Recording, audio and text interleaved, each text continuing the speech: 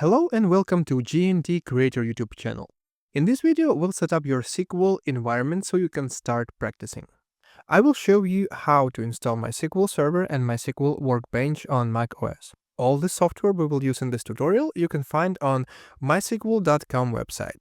So please open your browser and visit this website.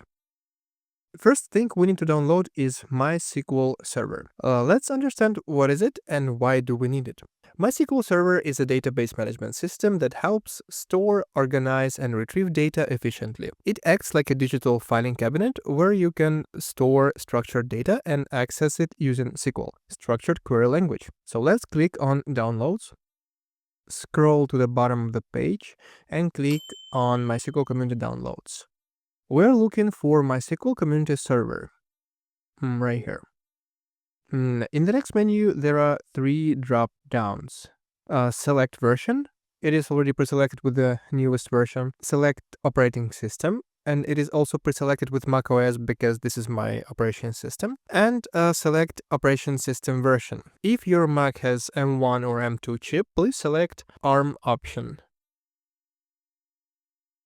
For other types, x86 will work. You can check your version by clicking on Apple about this Mac.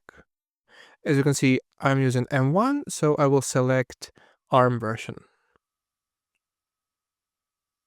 And click Download. You don't have to create any accounts, just click No, thanks, just start my download. Then open the downloaded file, double click on it, and double click on the .pkg file, and follow the procedure. Click Continue, continue here, agree with the license, continue as well. Here we can customize by selecting those options, but we will prefer to use the standard install. Hit install. Here we need to provide the password to our system. Install software.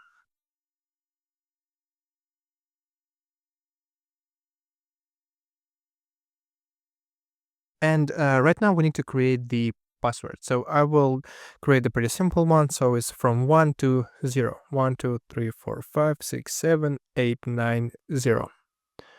And click Finish. And provide the password again.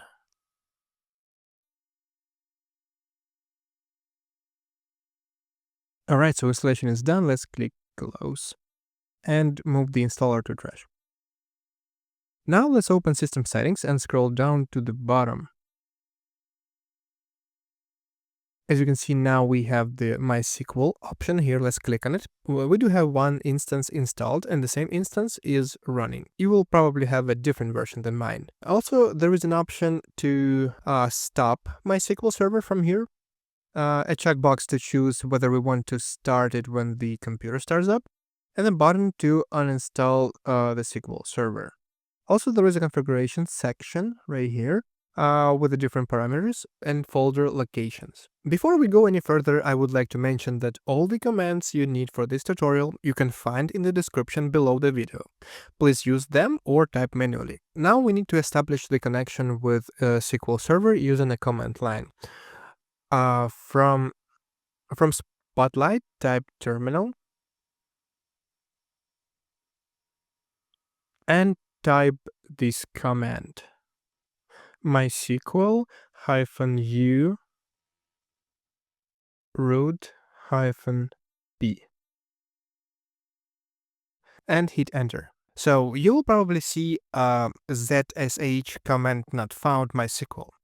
It happened because you didn't set up the path to the MySQL binary directory folder. So how to do it?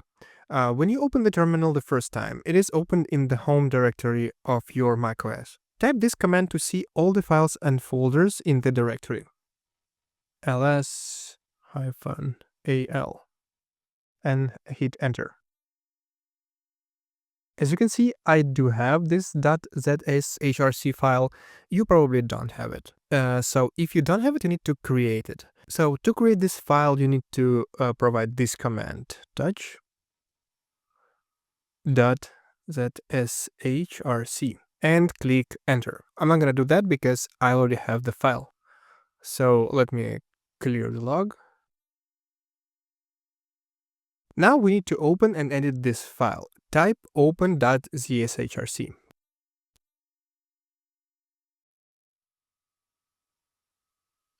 and click enter. You need to provide this information. So it is getting opened in the simple text editor. Your file should contain this line. But the actual path is supposed to be your own because you might have a different version of MySQL server and location could be different. So let's open a Spotlight and type /usr and click on the folder right here. So it is very useful to have this type of view as columns. And here we need to go to local, MySQL, and bin. Let's do the right click here. So you need to find the same folder in the bottom. If you don't have this option, you need to click to view, show path bar. If you do see it, so please do the right click and copy bin as the path name. And you need to paste it next to here. Then please save and close this .zshrc file. By the way, I saved it by pressing Command S. After that, we need to reload our file, so go to the terminal and type this command source zshrc source.zshrc and hit enter. Now we need to type this command MySQL space -u space root space -p and hit enter. So now we need to provide the password. So remember, that's the password from the root user, which we've set up while installing SQL Server. So in my case, it's 1, 2, 3, 4, 5, 6, 7, 8, 9, 0, and enter. Now we are connected to MySQL Server. Type this command to see available databases. Show databases. And semicolon. Each column needs to be ended with a semicolon and hit enter. As you can see, we have databases and their names right here. Now I want to create my own database. So let's type this command. Create database. And let's name it. I will name it as JNT database. And semicolon. Hit enter. Create and database are two keywords. And GNT database is the name of a database we are creating. Now let's check available databases again.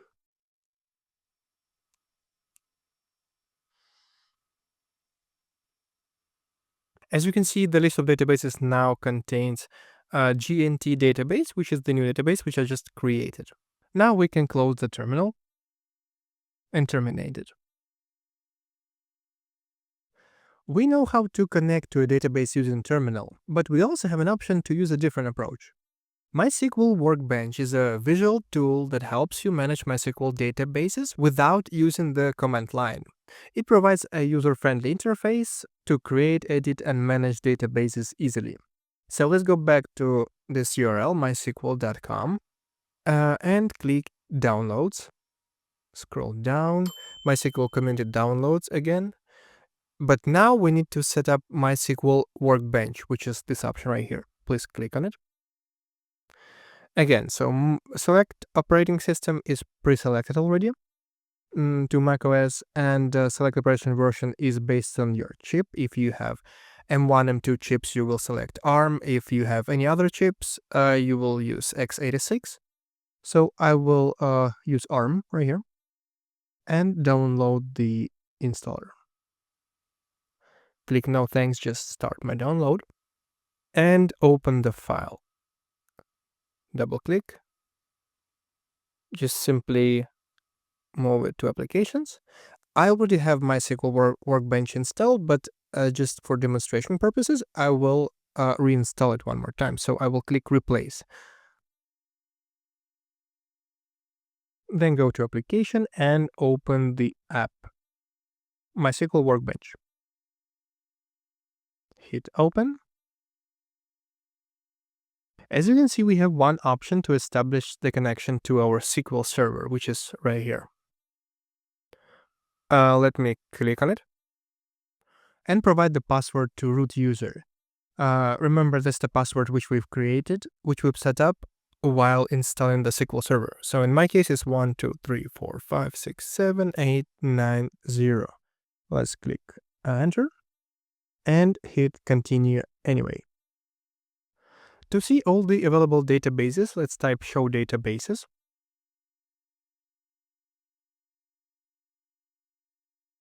And semicolon. So now we need to hover over to select this command and click on this button right here. As we can see, GNT database, which we've created using command line, is there, and the list of other tables. It means that the connection is successfully established and we are ready to go. In next videos, we will dive deep into SQL databases and commands, so don't miss them. If you have any questions, please leave a comment below. If you like this video, please hit your thumbs up and click on the subscribe button. It was GNT Creator. See you in new videos. Bye.